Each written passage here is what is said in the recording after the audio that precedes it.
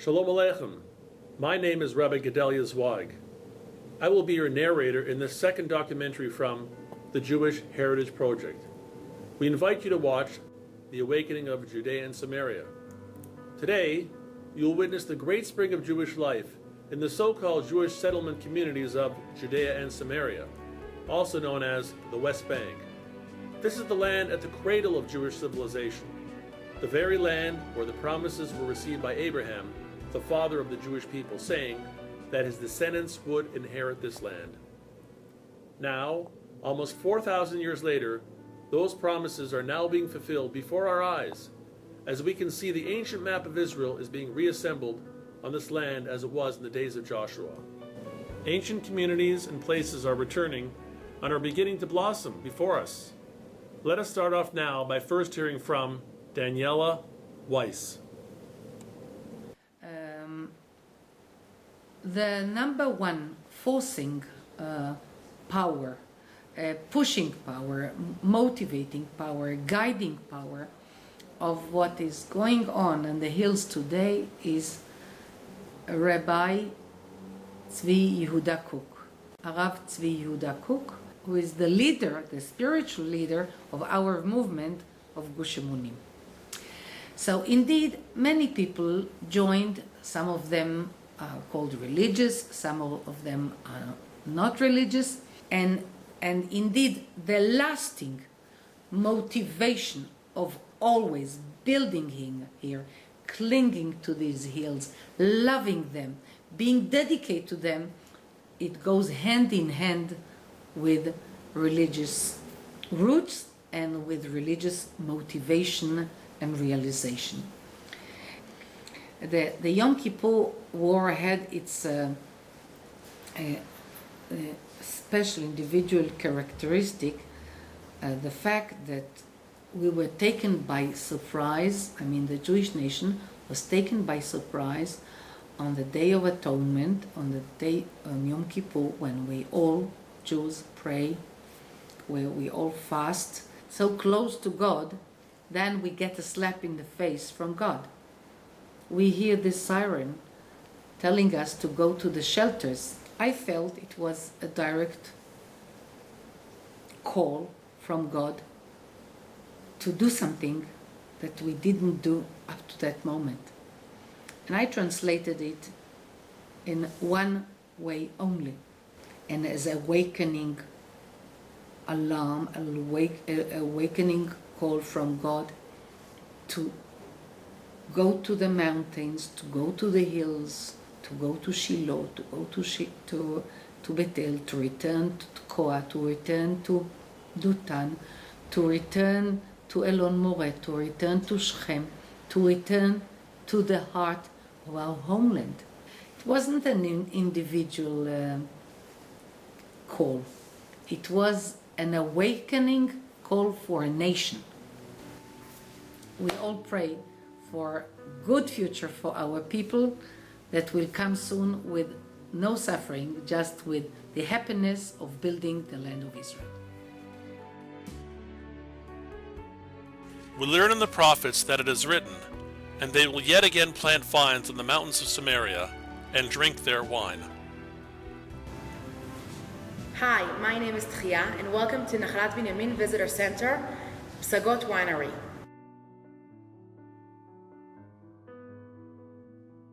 You know that wine, it's a very, very interesting and very deep thing.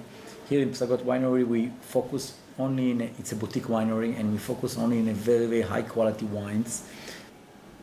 Millions of people around the world believe in the Bible. They believe in Abraham, Isaac, and Jacob, and believe the stories, and they want to see where it's happened.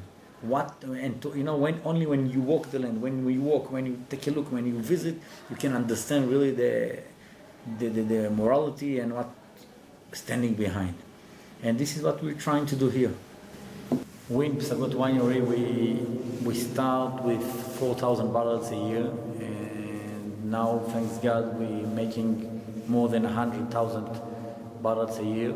And we see that every year we have demand from, it's not only Jewish people, all over the world. We're selling to more than 10 countries around the world. We believe very much that this land is a blessing land, and it's not by mistake that we can produce such a fine wines here. We believe that when God says that this is a blessing land, that's part of that we have a blessing in what we're trying our best, and we do everything by the book. And this, our vineyard's located 900 meters above sea level. It's wine, and thanks that God also from his side, we believe that he blessed this land, and really you can see the results in the wine. Thank you again.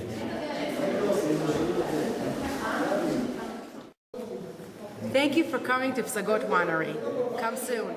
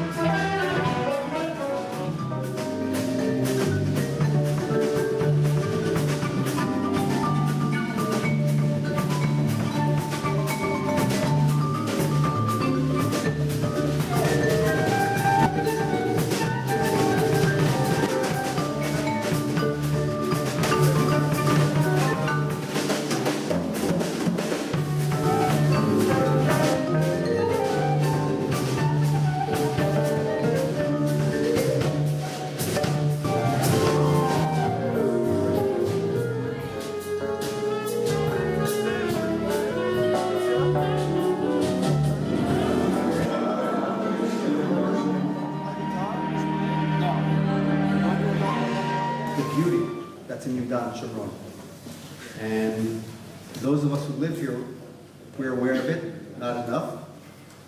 And those who come from overseas really don't get a chance to see all this. You see in the media, all you hear about is the violence or whatever, or the politics. And look what we have here. We have internationally award-winning wines. We have great chocolates, gourmet chocolates made here. We have a band that represents a yeshiva types that you won't find anywhere else. Great music. People don't put it together. Maybe when they see an invitation that says jazz, wine, cheese, and chocolate, it might not make sense because they say it's in Yudan Shomron, it's over the green line. Can't be. As the world looks and thinks of us as these crazy people and so on, all of a sudden along comes a yeshiva like this, producing guys like this, and it shows them, you know what? Everyone's being lied to. This is the first, hopefully not the last. Thank you for coming. Chanukah Sameach.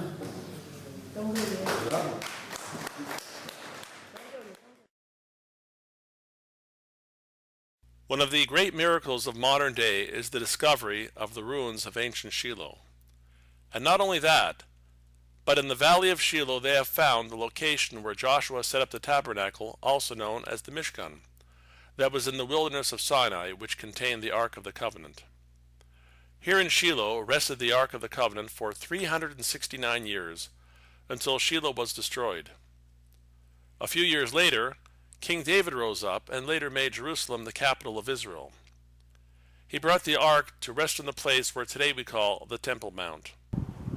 Now in modern days, Shilo has been rebuilt, and some good Jews in Shilo have also worked at reviving ancient crafts and traditions. Joe Bazer recreates the flutes with the same wood and design as they were used in the ancient days of Israel. And Suri Provisor has successfully revived the craft of ancient spinning and weaving. It's just taking these fibers. God blessed the world with a lot of bounty and materials for us to use to create what we needed. It's all there. We can't be blind. We have to see all of the materials and what can be done with them, because everything is there for us. Now this is how it's spun.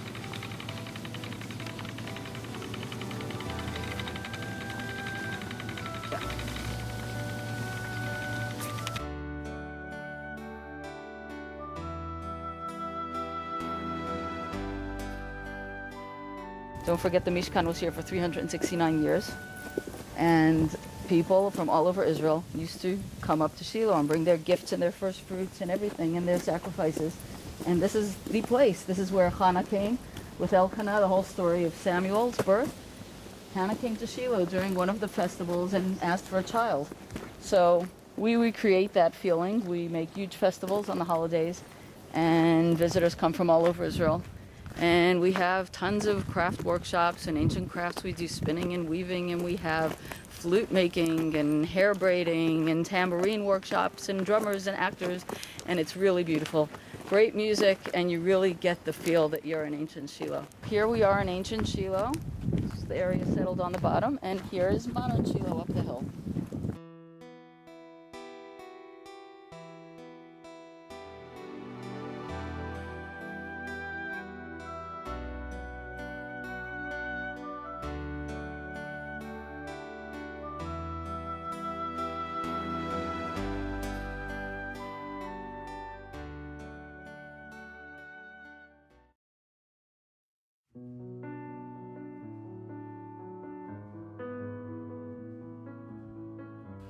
Male Levona, located northwest of Shilo, is another revived ancient community near its ancient site.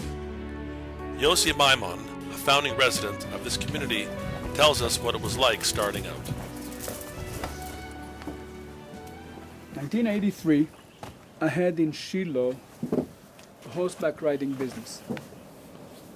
We used to give tours on horses, and we toured the whole place around. Sound impossible? That's how we used to be. In one of these tours, we were down here in the valley, and I noticed a hill. It was just a hill. And I felt like I want to see the hill. So I left the group, and I climbed all the way up here. Turned to God and said, "Oh God, please, I'm ready to give anything to build my home here."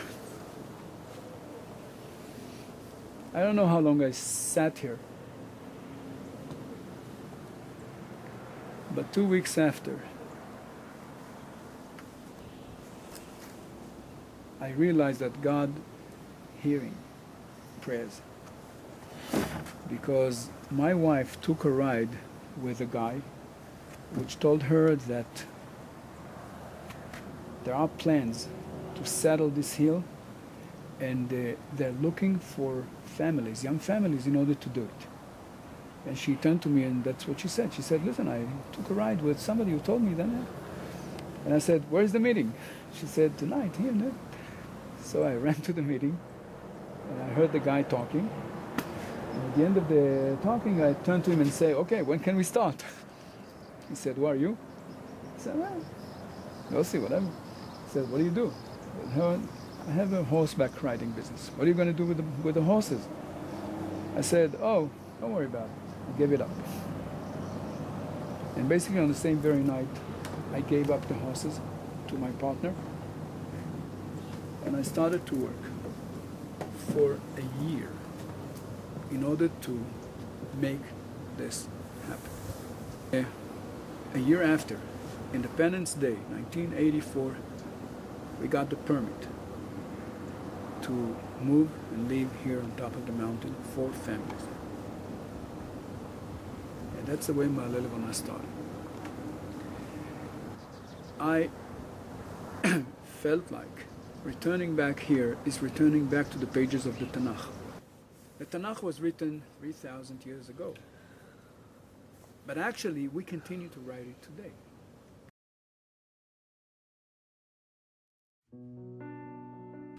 Today, on the land where God first spoke to Abraham, saying, "To your descendants I will give this land," we have communities like Elon Moreh and Itamar that are now beacons of Jewish light on land where few Jews go. Despite this fact, it was here where Jacob and his sons established the first Jewish settlement when they came from Haran.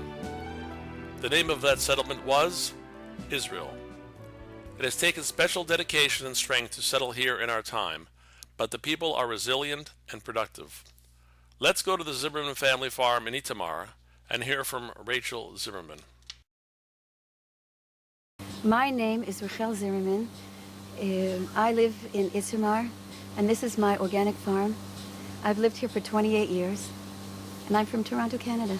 I'm a mother of 10 and a grandmother of 6. I've been living in the settlement here for 28 years. the way that I came to Israel was through India. I was on my way to India. My meditation teacher heard the news of the Peace Now movement that had a demonstration in the square of Rabin today. And when he heard that 2,000 Jews were demonstrating for peace, he said to me, look for that group. After all, you're a Jew. One day, I was on a demonstration against Hebron, in Hebron. And the Rabbanit, the Rebbitzin of the settlement, Hebron, took me inside and said, I want to show you something, come here. So she took me around and she said, do you see that house? Do you see what's on the doorport of that house? And I said, yes. And she said, do you know what that is? And I said, no. She said, that's a mezuzah. That's a Jewish home. And an Arab opened up the door and looked at me with such hatred. And then she took me to another house and she said, look up there, do you see that? And I said, yes. She said, do you know what that is? And I said, no. She said, that is a special way a Jew builds his rooftop. That's a Jewish home. And then she took me to the museum in Hebron. And then she said to me that for 2,000 years the Jews lived in Hebron. And they were kicked out from the time of the Second Temple till 1929. In a massacre of 1929, there was Jews there all the time. Nobody took anything from anybody. And then I realized that I didn't know anything. So I wanted to come back. And I had stayed at the Levinger house and was moved to the Horowitz house in Kiryat Arba. About 30 years ago, there was a terrorist attack in the Beit Hadassah hospital in Hebron, and my husband was in that attack in Hebron. He was wounded, and 6 of his friends were killed.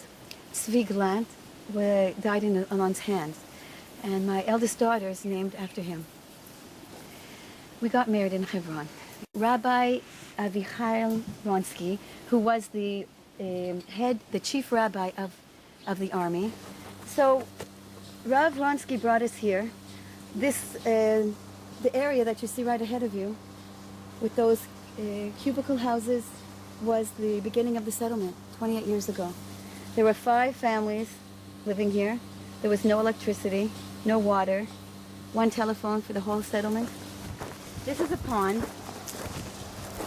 that fills up in the winter. It's filled up quite a few times over. It's about 1,000 coop, and we use it to water our plants. And we decided that we wanted to grow fish in there. How do you manage a farm like this? But it's really not me. It's actually Alon. Alon is a very intuitive man. He knows where he's going. He knows where we came from. He has the vision that the farming in Eretz Yisrael is going to be self-sufficient.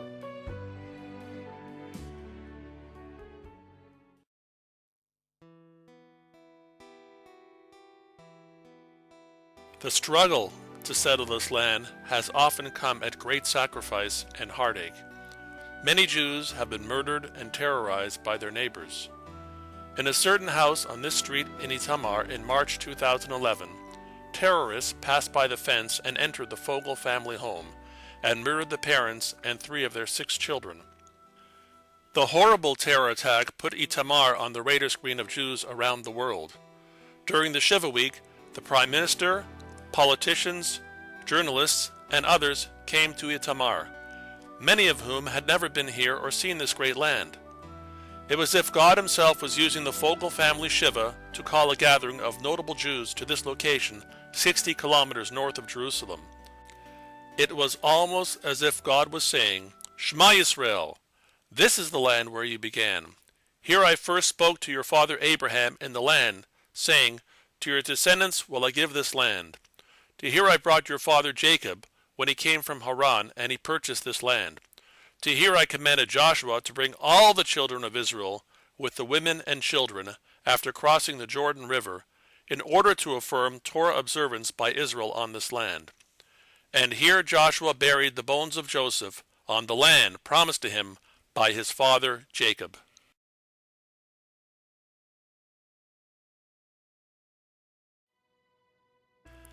The effort to settle this land comes in many forms. Here in Netzer and Gush Etzion in Judea, Nadia Matar is part of a great struggle for the land. By planting trees for the redemption and the safeguarding of Jewish land against Arabs, and foreign entities that help them with money, equipment, logistics, and physical work, the Women in Green Women for Israel's Tomorrow organization is a leader in efforts at preserving the Jewish ancestral land in Judea and Samaria. Women in Green, up until since it was founded in '93, after the Oslo agreements were signed, and we felt that we had to be the voice of sanity, the voice of Zionism, and we had to basically demonstrate. That's what we did. We demonstrated up until the destruction of Gush Katif, trying to convince them that we're doing this for them, and they should at least share in the expenses. Now here, unfortunately, you see areas where the Arabs already took over 2-3 years ago only, and you could. Olive trees? What are those trees? The trees that we planted there were olive trees. After the destruction of Gush Katif, we did a lot of thinking, and basically a very large majority of our public despaired. And another group, which I'm part of, led by Rabbi Levinger and many others, said we sat together for hours, you don't even understand, just to try to understand where we went wrong and what we did and what we should do now for Judea and Samaria, because we understood in 2005 already that the next battle is Judea and Samaria. They're not going to. We don't need Eretz Yisrael because of security. We don't need Eretz Yisrael because we grew beautiful tomatoes in Gush Katif. We need Eretz Yisrael, it is ours because God gave it to us, and the land belongs to us, and that is the message we should go forward with. So a few groups, the Hilltop Youth, from those meetings, a few groups divided with the same idea, but everyone did something else. The youth went to live on the hilltops, to build houses, etc., and I'm sure that you're visiting them and you see them. You have Efrat, you have Elazar, but you have all those hills in between here that used to be a few years ago empty. Those are state lands, those are lands that belong to the state of Israel, most of them. The hills, the problem is that after Gush Katif, we saw that all of a sudden, if up until now a few Arabs went up on the hills and worked with a donkey, all of a sudden we saw massive equipment, heavy tractors, fancy modern stuff with a lot of signs by the European Union. We gave here $10 million for the redemption of the Palestinian, or for the help of the agriculture. All of a sudden, after Gush Katif, the Arabs understood, and the left and the anti-Israeli organization, that the way to get to us is by basically taking over all the hills in between the communities, and thus getting to a point where we will choke.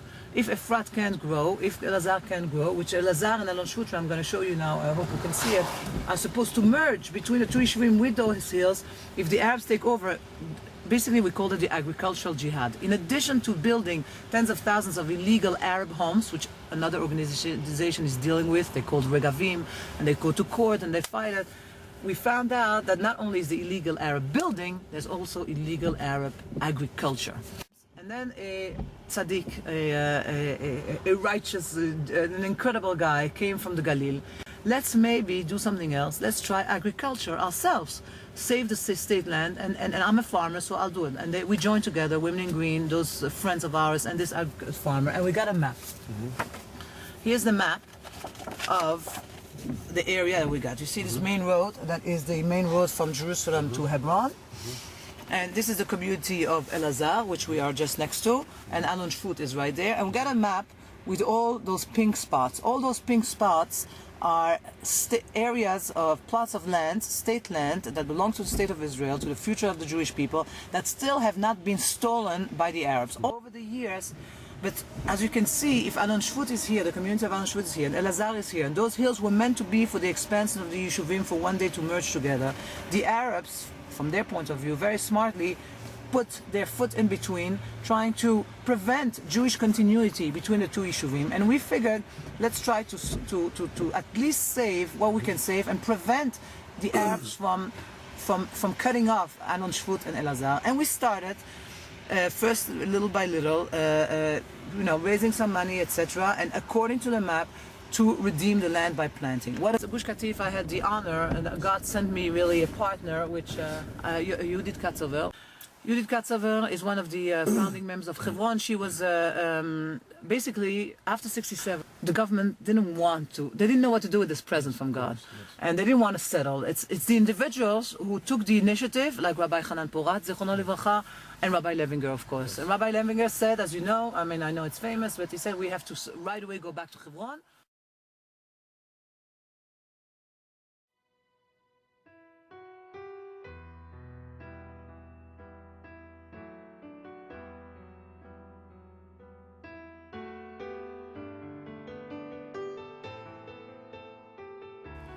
The re-establishment of Hebron has taught us that success is in the hands of those who take the initiative. Hi, my name is Noam Arnon. I live here in Bet Hadassah in Hebron. Well, you know, Bet Hadassah is a very, very special place in Hebron and Eretz Israel at all, because the Hadassah organization, the Hadassah famous hospitals, actually began here. It was in 1912 when the Hadassah organization decided to open a clinic in Hebron. That actually was the first clinic in the Palestine and Eretz Israel at all, and they served the Jews and the Arabs here in this community. Well, Jews and Arabs lived here many, many generations, but there was a pogrom in 1929 when Arabs massacred the Jews here, and then the survivors were forced to leave the town. Now, when we came back, on 1967, the Jewish quarter was destroyed. The Hadassah building was abandoned and empty. So brave Jews began this initiation to bring the Jewish life back to Hebron. Rabbi Leverger and her friends came here to this building in 1979, beginning this community again, and we then came to organize and to take care for this community. I live here 37 years with my family, and I came here as a young student. Today I'm here.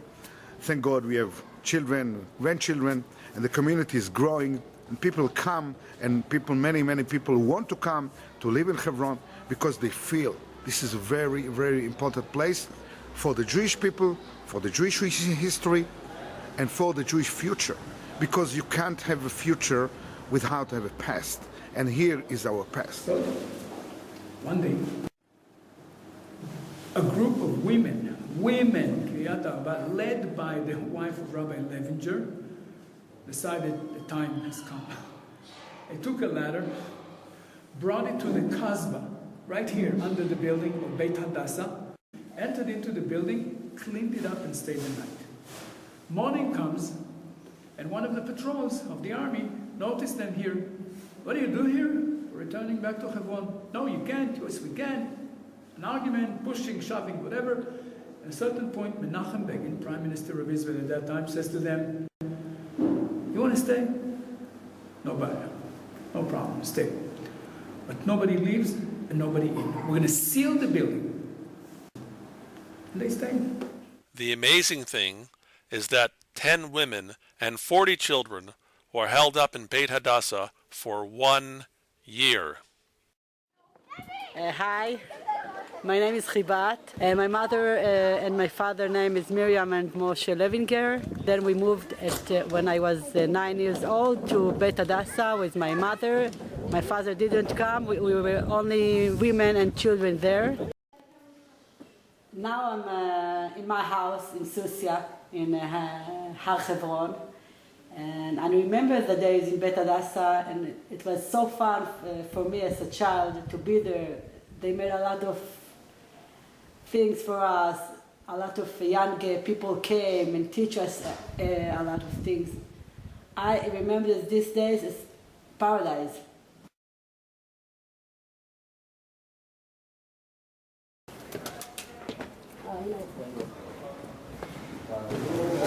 My name is David Wilder.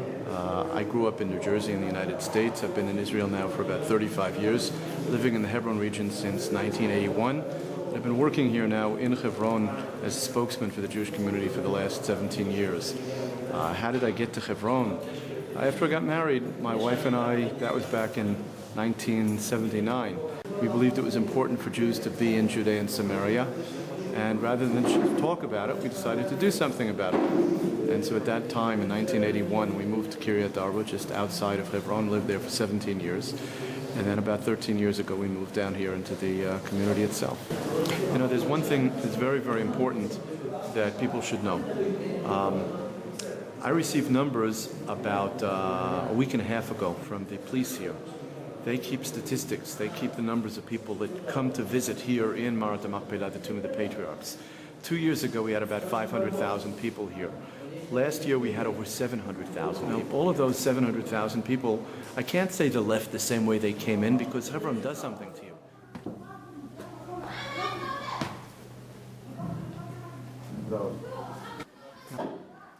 I came here as a young student, everything was destroyed. The whole place was demolished. And the Arabs located sheep and donkeys and goats pen right on this place. It was stinking, it was terrible. Professor Tavger, Zichrono Livracha, he began to dig to find the shul. He was cleaning the shul. He was arrested several times. But later on we got the permission. I was here in charge of the excavations here. And thank God we found the shul, we found a synagogue here. It was destroyed, but it was existing. I remember when we found the pillars, we found the walls around. Now later on, we got a permission from the government. We had to have a special permission to renovate the place. Today, thank God, the Avraham Avinu Shul in Hebron is rebuilt again. It's active, it's a living place. The Jewish festival of Hanukkah is also known as the Festival of Dedication. It is symbolic of the struggle being undertaken in Judea and Samaria to settle the land against all odds. Yes, despite almost the whole world being against them, and superpowers taking active measures against their activities, they have failed to stop the great settlement work. Indeed, it is now beginning to spring up, creating a new Israel. Let's return to Netzer, where nothing seems to discourage Nadia Matar and Yehudit Katzover and the other dedicated souls who came to celebrate Hanukkah on a night filled with rain. Welcome to the Givah HaMachpela. Wow, we like to hear that you can stay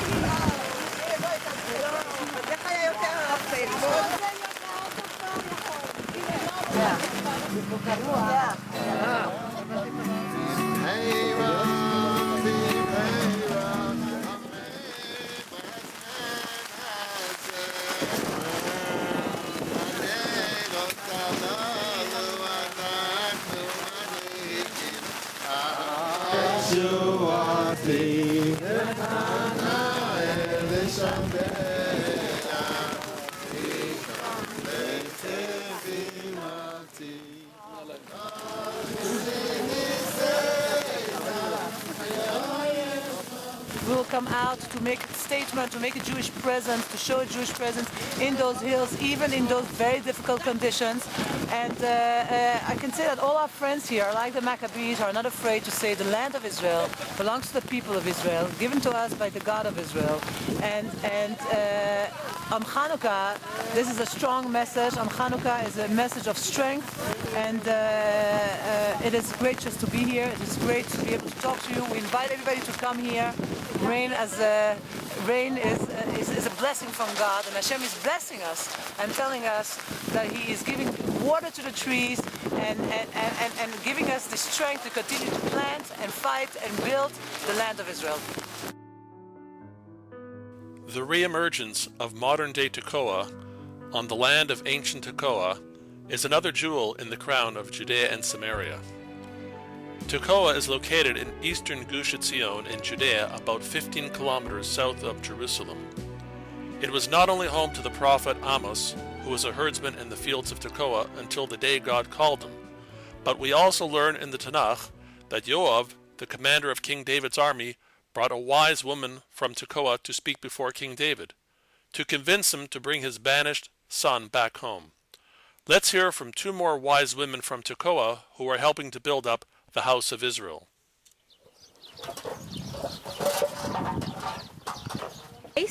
We are in business with education of children. Children come from the Yeshuvim here, and also a lot from Jerusalem, also from the rest of Israel, and we have a lot of people from America, France, and all the world. They have family, or sometimes just hear about here, and they come from the bar mitzvah of the son, so they want to do something, all the family together. We can let's ride the young children from 2 years old, and also their grandparents. People come here for some time, just one time, just to have fun, and with all the family together. Sometimes they come for therapy. We have people that have autism, children that suffer of all kinds of illness. Sometimes they are in a rail chair and they have all sorts of problems, and the horses and my team here can help them. You're welcome to try it if you want, and you're welcome to visit here. Thank you. So, shalom, my name is Dalia Sarah Fried. This is my son Akiva Simcha. My husband and I, thank God, with also the help of many other Jews around the world, built a project which is a kindergarten. It costs around $500,000 to build a real quality kindergarten for kids that can't afford a private gun, and yet they don't want to compromise with the quality of the education of their kids. We have only about 18 kids in every classroom. We have a teacher and an assistant and a Rabbi who comes and teaches the kids about Torah and the Aleph Bet and everything with the atmosphere of love of Hashem and happiness to be here in Eretz Israel. In the back we have goats and some chickens. So anyway, I bless all the Jews around the world, or anyone who wants to help the Jews in rebuilding Eretz Israel. And we should hear very good news very soon, shortly. Amen. Shalom.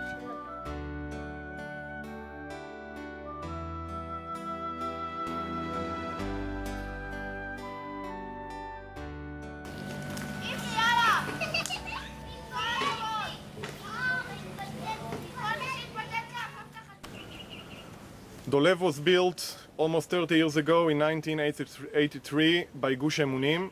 7 families, they gathered together and they came to this hill.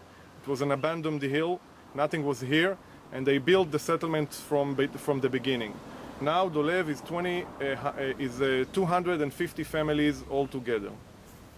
Dolev and Talmon, the settlements in Western Binyamin, are really connected to the era of Hashmonaim. The Hashmonaim lived here in this area, in Modi'in, in Dolev. This is the area. They lived here, they fought here, and all the chapter of the Jewish history of the Hashmonaim actually happened here.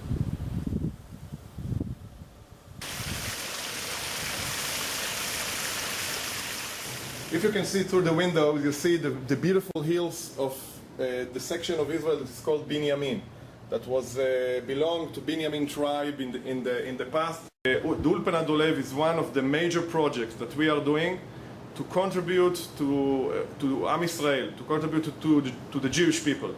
Those girls that we are dealing with them here, if Ulpanat Dolev was not here, the girls were in the street, and we helped them build their lives again. We do it because we believe that a community that is standing for itself and is not contributing to others will not last forever. So we want to contribute. We are really doing things and projects to contribute to Am Israel and to contribute to the weak in society in order to allow them to have a better future. Dolev is southwest from Ramallah, and we are here even though it's not easy to live here. We are here because we believe that this country belongs to us. The kushan of our people for Eretz Israel is the Bible, and we live the Bible in every day, and we teach our children that this country is ours, and we need to do everything that we can in order to stay here, in order to have Yehuda v'Shomron integral part from Eretz Israel.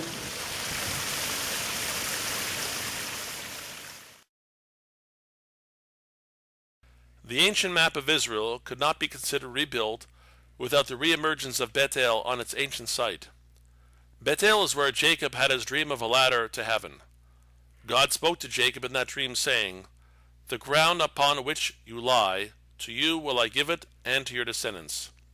In 1977, descendants of Jacob, students from the Merkaz Rav Yeshiva, came up the hill to settle this land. As a result, modern Bethel was born.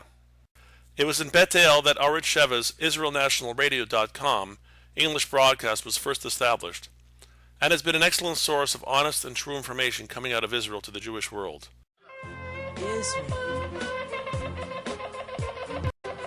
Broadcasting from Bethel, Tamar Yonah. The land of Israel belongs to our children and our children's children and our children's children's children. It is an inheritance that we got from God. Today, Bethel is home to almost 6,000 Jews. Up the road from Bethel is Ophrah. Ophrah is another revived ancient community. It was here that the angel of God appeared to Gideon, saying, Go with this strength of yours, and you shall save Israel from the grip of Midian. Indeed, Gideon against all odds was able to save Israel because God was with him. Modern-day Ophrah was established in the spring of 1975 and was the first Jewish settlement community built north of Jerusalem. Today, Ophrah is home to more than 3,000 Jews.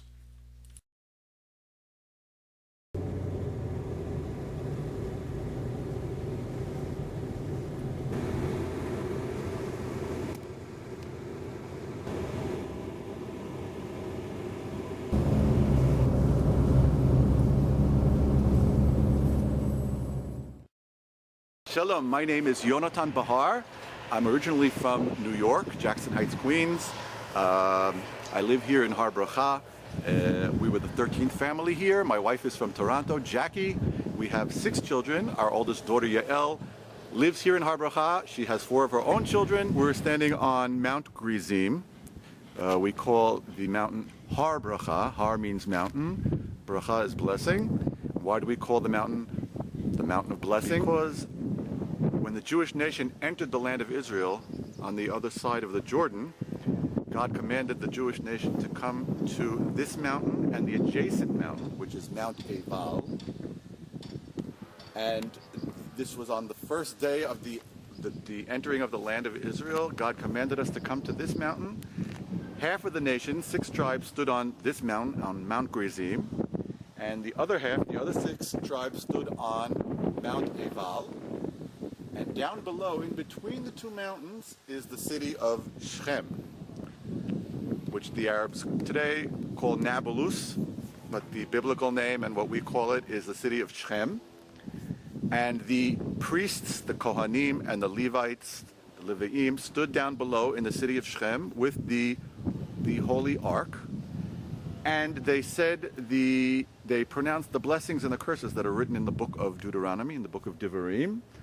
Blessed be the man who does such and such, and cursed be the man who does such and such. When they said the blessings, they faced this mountain, Mount Gerizim, and after every blessing, the entire nation on both mountains yelled out, Amen! This was sort of like a second Mount Sinai, a second receiving of the Torah, of the Bible, when the Jewish nation was entering the land of Israel, whose purpose was to remind us and to keep fresh in our memory what our purpose here is in the land of Israel, which is to fulfill the word of God.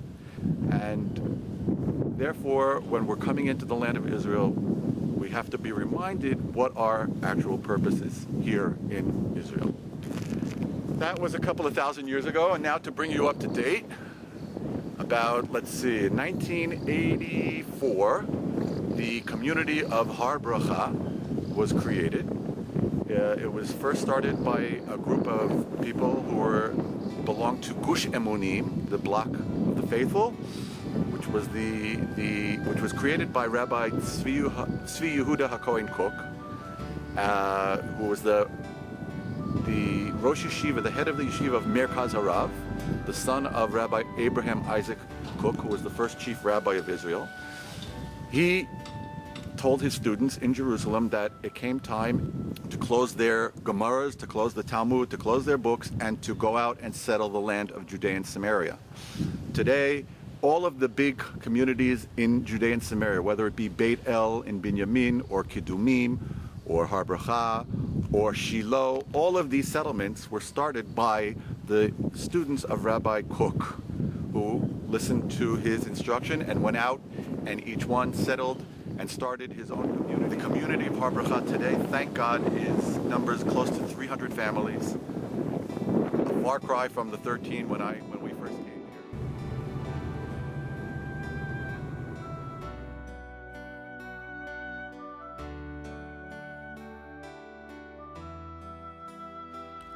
We are now standing on top of Har Gerizim and are looking down into the city called Nablus. And there is the tomb of Joseph. This is a photo of Joseph's tomb in 1912. It was in the middle of a field.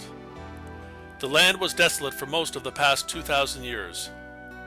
Only in modern days did the gates of Arab immigration open, allowing this location to be populated as it is now.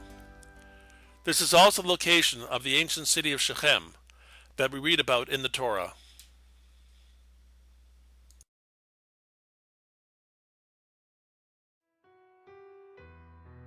On May 9, 2013, at Emek Tzurim National Park in Jerusalem, people descended on the lower slopes of Mount Scopus for a special yearly event called the Moskowitz Prize for Zionism. It was established by Dr. Irving and Cherna Moskowitz as an expression of support for people who put Zionism into action in today's Israeli society. People whose activities contributed to the Jewish world, especially in Israel, and for future generations.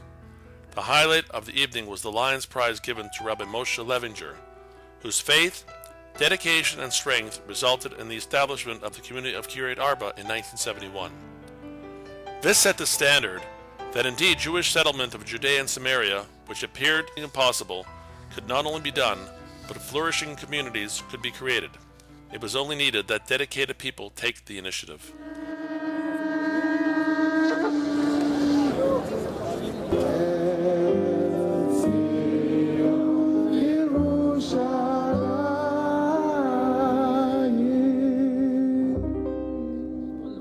יונתן רזאל, בבקשה.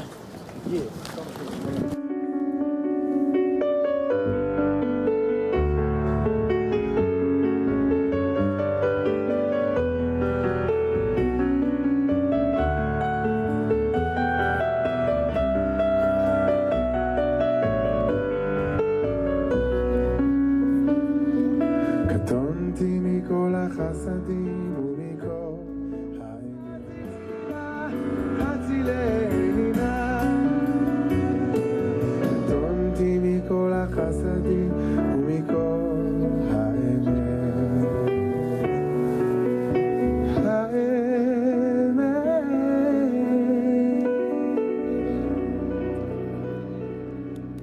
תודה, תודה ליונתן רזאל. יוענה כעת לכבוד הרב משה לוינגר. Rabbi Moshe Levinger said, "We must be totally devoted and sacrifice ourselves with all our strength for the love of the people of Israel and the land of Israel."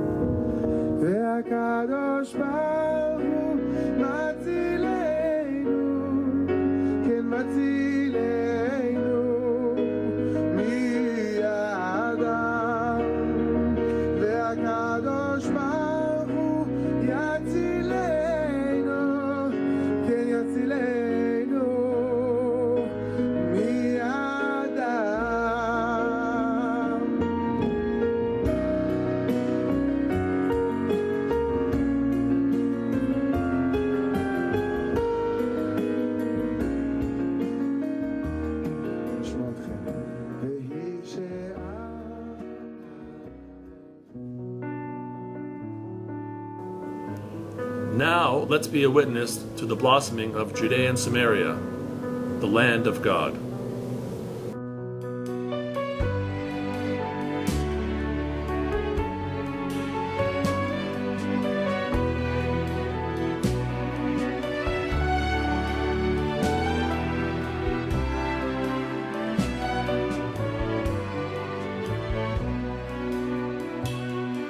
קטונתי מכל החסדים ומכל האמת אשר עשית את עבדך קטונתי מכל החסדים ומכל האמת אשר עשית את עבדך. קטונתי מכל החסדים ומכל האמת אשר עשית את עבדך. קטונתי מכל החסדים ומכל האמת אשר עשית את עבדך. כי במקלי עברתי את הירדן, אתה הייתי לשני מחנות, הצילני נא, הצילני נא, הצילני נא. כי במקלי עברתי את הירדן, אתה הייתי לשני מחנות, הצילני נא, הצילני נא, הצילני נא.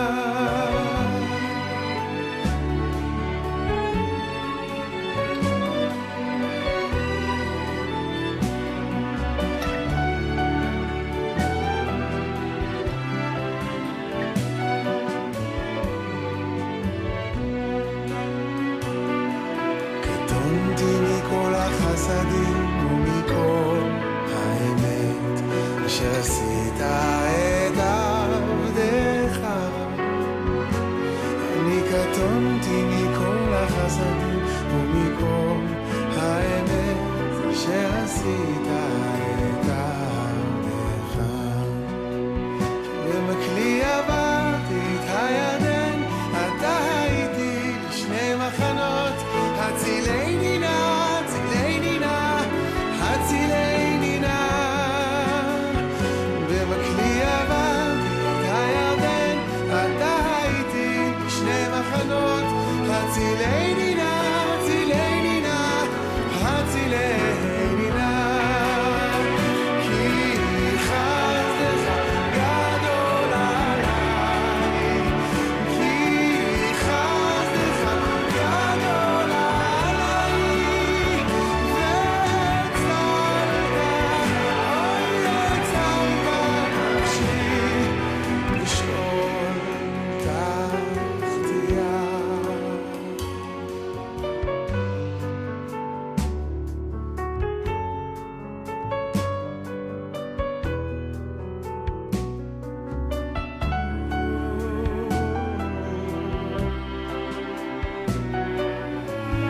במקלי עברתי את הירדן, אתה איתי לשני מחנות, הצילני נא, הצילני נא, הצילני נא. במקלי עברתי את הירדן, אתה איתי לשני מחנות, הצילני נא, הצילני נא, הצילני נא. קטונתי מכל החסדים.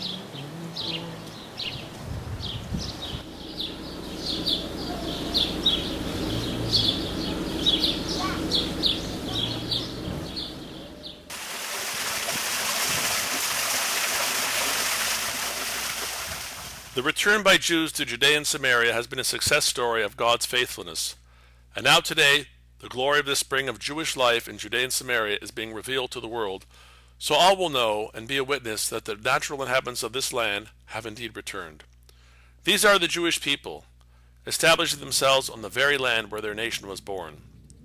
The struggle by the nuclei group, called Garin Elon Moreh of Gush Ebenim, to establish the first Shomron community, sent the message to the Jewish world that dedication, action, and faith in God has the power to change the facts on the ground forever.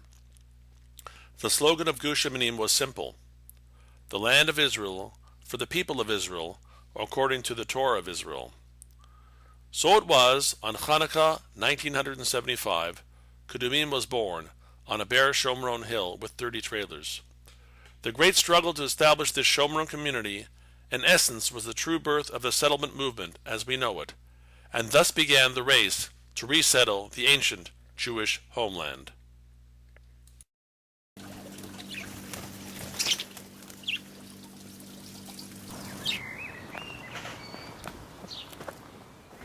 You see where I'm standing here. flowers, houses. This was a barren hill, not a bird, no tree, nothing. We came here 37 years ago to Judea and Samaria, and I remember the skepticism of the society in Israel. If we can overcome the difficulties, if we can do something. Look what's going on. You saw in the video the communities, the life, the development. I can tell you that along all the years, we witness and cope with the same skepticism because of all the political issues and the world pressure. And always people say, it won't work, you can't do it. But we are only growing and developing and going forward.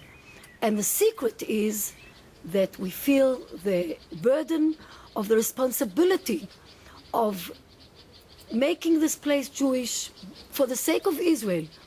And the secret is the emunah, the mesirut nefesh, the self-sacrifice of the people who come here, us. And thank God you saw the youngsters, the children. We are here 4 generations. The success is when you see your children and grandchildren follow your wake. When you see an idea of people that the children continue your idea, it means that you are on the right way. And this is the case in Judea and Samaria. Our children, our grandchildren live in the communities and go to the hilltops and go to more difficult places. This is the success. We believe that in few years we will be 1 million Jews here. And as people say, we are not an obstacle to peace. We are an obstacle to the annihilation of Israel. We are the solution to the safety and to hold Israel forever.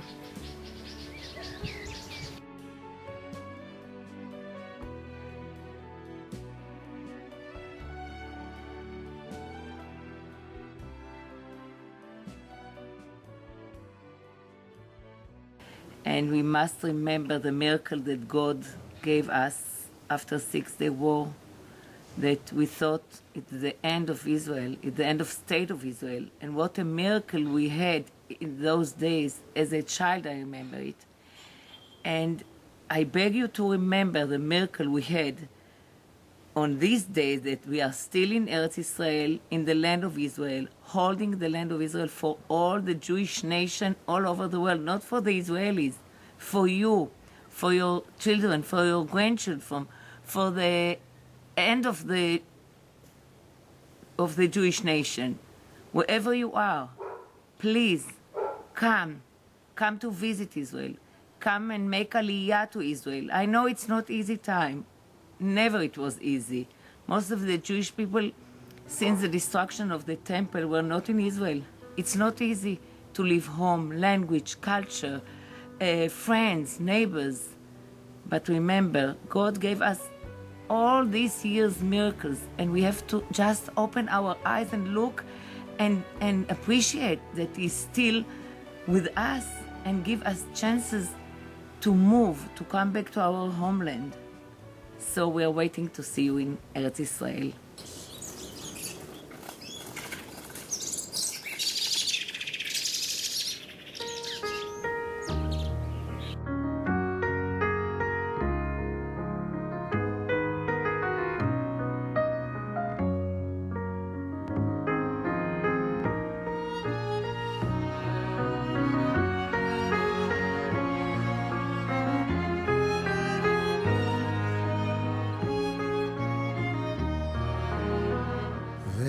שעמדה לאבותינו, והיא שעמדה לאבותינו ולנו, שלא אחד בלבד עמד עלינו לכלותנו, עמד עלינו לכלותנו, והיא שעמדה לאבותינו,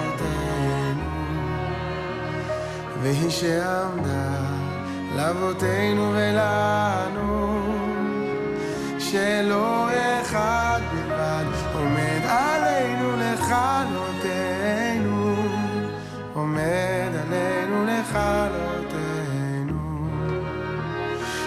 הקדוש ברוך